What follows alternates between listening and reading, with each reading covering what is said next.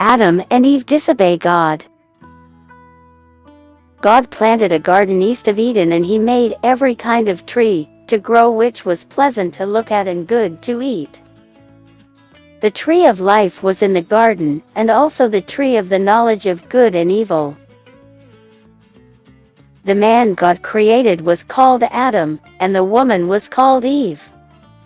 God put Adam into the garden and told him to work in it and take care of it. God warned Adam that he could eat from any of the trees in the garden except from the tree of the knowledge of good and evil. If Adam ate the fruit from this tree, he would die. One day a serpent came into the garden, and it was the most cunning of all the animals.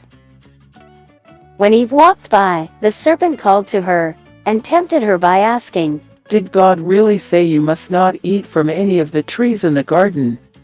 Eve answered, "We may eat from any tree except from the tree of the knowledge of good and evil, or we shall die." "You will not die," lied the serpent. "You will become like gods, knowing good and evil." When Eve saw that the fruit on the tree looked good and tasty to eat and believed it could make her wise, she ate it. Then she gave some to her husband Adam, and he also ate from the tree of the knowledge of good and evil.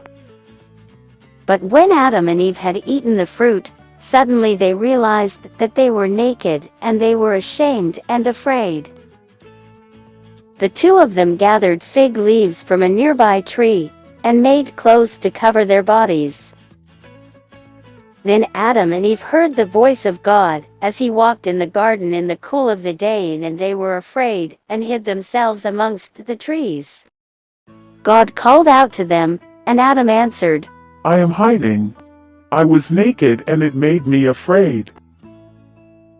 God asked them if they had eaten of the tree of the knowledge of good and evil. Adam replied that Eve had given him the fruit.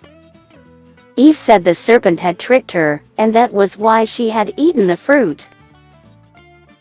Then God spoke to the serpent and said, "Because of what you have done, you will be cursed and shall crawl on your belly and eat dust all your days. And one day someone will come into the world born of a woman who will crush your head forever." Then God spoke to Eve and said because of her disobedience, she would suffer pain when giving birth to children. And to Adam he said that the earth would produce thorns and weeds, and it would be very hard work to grow crops. Then God clothed Adam and Eve in animal skins.